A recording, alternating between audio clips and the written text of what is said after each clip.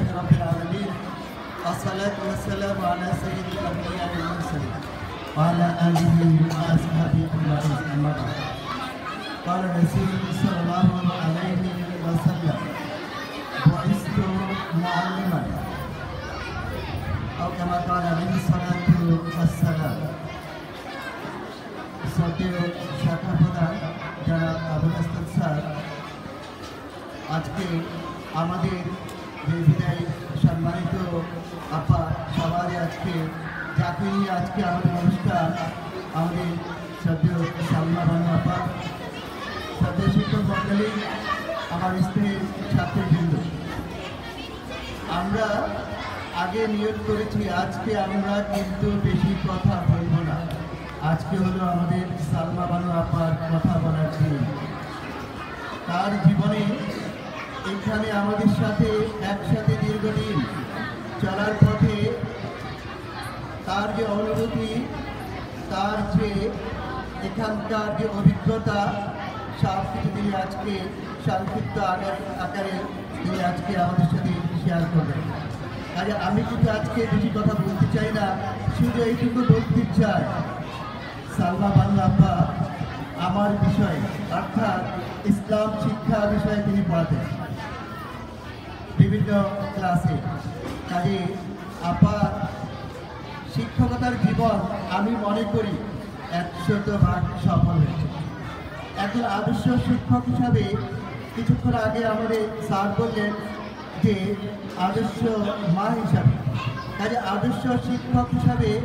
একজন আদর্শ মা হিসাবে একজন আদর্শ নারী হিসাবে আপা পরিপূর্ণ সফল আপার যে ছেলে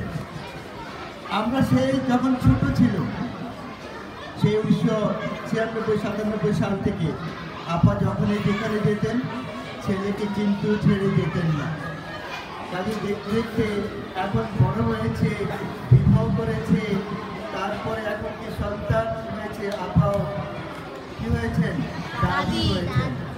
সুতরাং আমি মনে করি যে আপা এখানে যেমন আমাদের ছাত্রীদের কাছ থেকে আমি যেটা জানি যে আপাকে অত্যন্ত মেয়েরা শ্রদ্ধা করেন ভালোবাসেন এবং আপাকে একজন মায়ের মতে মনে করেন যে আপার কাছে নিজেদের সুখ দুঃখ সব কিছু অবলীলায় মেয়েরা সব বলে যাচ্ছেন এটা কিন্তু আপার একটা বিরাট পাওয়া মেয়েদের কাছ থেকে এমন কোনো মেয়ে আমি আজ পর্যন্ত পাইনি যে আপার বিরুদ্ধে কোনো অভিযোগ তুলেছে সবাই এটাই পেয়েছি যে আপা একজন ভালো মানুষ আপা একজন আমাদের ভালো শিক্ষক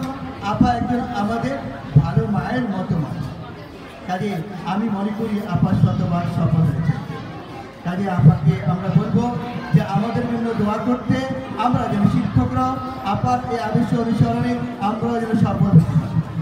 আর মেয়েদের জন্য দোয়া করবেন মেয়েরা যেন একজন ভালো মানুষ হিসাবে ভালো ছাত্রী হিসাবে এবং দেশের নাগরিক হিসাবে একজন নারী হিসাবে মেয়ে হিসাবে যেন আপনার মতে একজন বা তার চেয়ে আরও ভালো যাতে মানুষ হতে পারে সেটা দোয়া করবেন আমাদের কোনো ভুল ভ্রান্তি কোনো যদি আমরা তো চাই না যদি কখনো যদি আমাদের কারণে কোনো কিছু আপনার মনে যদি কষ্ট পেয়ে থাকেন স্যারও বলেছেন আপনি বড় মাপের মানুষ বড় মনের মানুষ আপনি সব কিছু ছোট করে দিচ্ছেন আমাদেরকে সম্মান করে দিবেন আজকে আমরা আপার কাছ থেকে আপার এই দীর্ঘদিনের অভিজ্ঞতা সব কিছু আমরা কি বলে শুনতে চাই আজকে আপার কাছে আমরা শুনবো এই জন্য আমি আমার কথা আর বাড়াবো না আপাকে তার ভবিষ্যৎ জীবন যাতে করে সুন্দরভাবে যায় ইমান এবং আমান অর্থাৎ সহি সালামত এবং ইমানের সাথে যেন আপা বাকি জীবন আপা কাটাতে পারেন সেই জন্য আমরা আল্লাহর কাছে দোয়া করি আপা তার জীবন যেন সুন্দর হয় এবং আপা ফুলাভাই যিনি আজকে একটু শরীর খারাপ থাকার কারণে আমরা ওনাকে দাওয়াত করেছিলাম আসতে পারেননি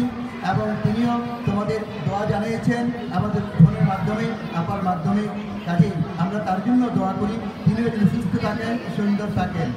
আর আপাকে আরেকটা বিনীত অনুরোধ জানাচ্ছি আমাদের এখানে যত অনুষ্ঠান হবে যত কিছু হবে আপনি দাওয়াত পান কি পান না, দাওয়াতের কোনো আশা রাখবেন না। যখনই শুনবেন চলে আসবেন, মাঝে মধ্যেই চলে আসবেন। টিফিন পিরিয়ডে আপনারা যখন টিফিনের সময়, সেই সময় আপনাদের সাথে এসে টিফিন শেয়ার করবেন, তার কি বক্সে কী আনছে সব কিছু কিন্তু আপনার কাজে চলে আসবেন, চলে আসবেন, চলে আসবেন। হ্যাঁ, বলো আপা যাতে সুন্দর থাকে, সুস্থ থাকে, ভালো থাকে, সেই জন্য আমরা সবাই মিলে আপার জন্য দোয়া করবো এবং আপার ভবিষ্যৎ উন্নতি এবং ভবিষ্যৎ সুন্দর কামনা করে আমি আমার বক্তব্য এখানে শেষ করছি। আসসালামু আলাইকুম ওয়া রাহমাতুল্লাহি